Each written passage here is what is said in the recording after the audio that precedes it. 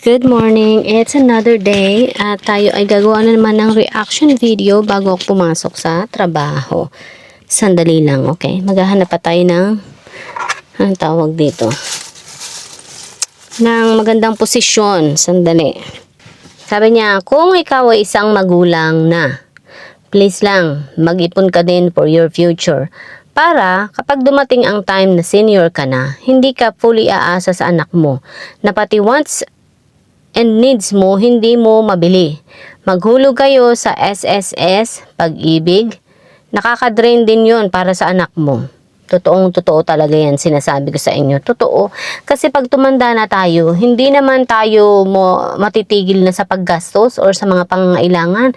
Pagtanda natin nga, doon natin mas kakailanganin ang pera upang maibigay pa rin sa atin ang ating mga pangangailangan para sa ating mga sarili. Halimbawa, ang anak mo ay namuhay na ng kanya. Ikaw naman ay may bahay din na sa iyo or bahay nyo pa rin dati pa. At least doon man ma-afford mo pa rin ang pamumuhay kahit na yung anak mo ay nasa malayo na or may sarili ng buhay, may sarili ng pamilya. Kasi kagaya mo, okay? Kagaya ng anak mo, ang anak mo ay bubukod na ng sarili niyang buhay. Magkakaroon siya ng mga bills niya. Halimbawa, kung nangungupahan ng anak mo ng bahay, rent, electric, water, pagkain pa niya, gas pa ng sakyan niya, kung siya ay may sakyan, kung wala, pamasahe naman niya, papasok ng trabaho. So, ganun ka rin. Ikaw naman bilang nasa bahay mo nga, 'di ba? May bills ka rin, ganun din. Ikaw ay kukonsumo din ng electric, ng tubig, ng kuryente, pagkain mo pa rin. And then pamasahe kung wala kang sasakyan, para makapunta-punta ng palengke, makabili ng mga pagkain mo, mga pangangailangan mo. So ganun. And then pag nagkasakit ka pa, so kailangan maihanda mo 'yun sa panahon ng iyong kabataan. Kasi alam mo kung bakit? Magiging mahirap para sa anak mo kung 'yun ay iaasa mo din sa anak mo. At ikaw ay magiging limited lamang yung takbo at kilos at galaw ng buhay mo dahil nga sa kanya ka lamang nakadepende. Paano kung yung anak mo ay wala ding may ibigay sa'yo at wala ding kakayahan?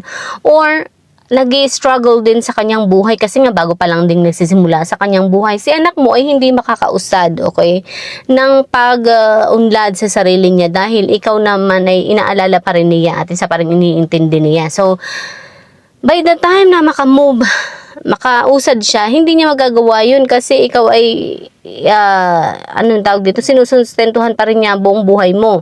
So, ang mangyayari niyan kapag ganun para nag-i-struggle siya, nag-i-struggle ka din, mangyayari is, dahil nga hindi niya rin naihanda ang buhay niya at naiubos na niya sa'yo, so may ipasa na naman niya yung cycle sa second generation naman niya. Kaya maganda talaga na wag nating ipasa-pasa yung generation na yun na maging nakadepende tayo sa ating mga anak. Sabi ko sa inyo, napakasarap na kayo ay mayroong sariling pera. Napakasarap na naihanda nyo ang sarili nyong kapirahan, na mayroong kayong sarili nyong kapirahan, na pagandaan nyo yung kabataan ninyo hanggang sa pagtandaan ninyo para sa future ninyo. Meron kayong pera, meron kayong ipon, meron kayong pension, meron kayong investment, so meron kayong sariling bahay, sariling sasakyan. Kung wala man is afford pa rin mag-commute araw-araw kung kailangan mong lumabas.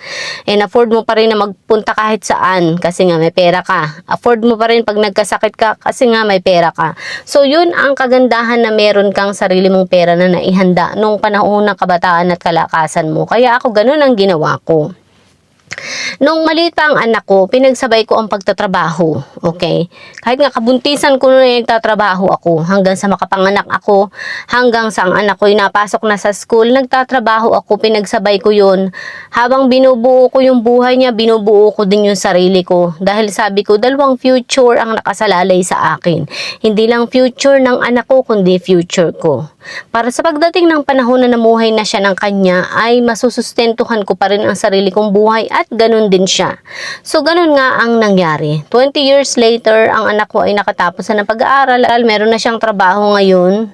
Nung maliit pa siya, tinuturuan ko din siya mag-ipon ng kahit pa magkano. Kaya nakaipon din talaga ang anak ko. Nung lumaki siya, ay may pera siya.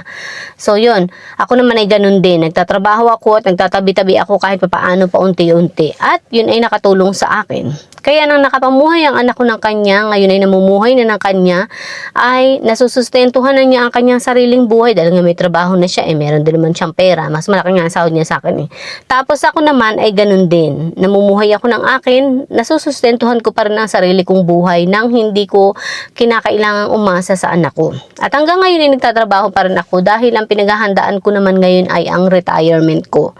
Para pagdating ng panahon na ako ay tumigil na pagtatrabaho, ay masusustentuhan ko pa rin ang sarili ko. Dahil kagaya ng sabi ko, maging mahirap kung ipapasa ko sa anak ko ang magiging buhay ko sa pagtanda ko. Kaya ngayon I am proud for myself dahil meron akong sariling pera, meron akong pagkukuhaan ng perang sarili sa mga pangangailangan ko. Kung may mga kailangan ko, ako lahat ang nagbibigay noon para sa sarili ko. Nababayaran ko yung sarili kong buhay, kumbaga. Natutustusan ko yung sarili kong buhay nang hindi ko kailangang abalahin yung anak ko. Anak, bigyan mo ako ng pera, pahingin mo ako ng pera. Hindi ako ganun sa anak ko. Never akong nanghingi sa anak ko. Ngayon ako ay 40 years old na, nagtatrabaho pa rin ako at sabi ko nga pinaghahandaan ko rin ang future ko dahil ayokong dumating ang panahon na ako hihingi sa anak ko para lang may pangbili ako ng pagkain ko or gamot ko or para lang may pambayad ako ng aking apartment or kung ako may apartment pero wala naman, may bahay kami. Yes na, hindi na mahirap ang buhay. Kaya buti na lamang at naisipan kong gawin yun dahil kung hindi, Diyos ko, paano ako pagtanda ko. So hanggang dito na lang, sana po sa mga baguhan diyang mga parents, ganun ang gawin ninyo, okay? Para hindi po hirap ang isa't isa, okay? Hanggang dito na lang po, bye!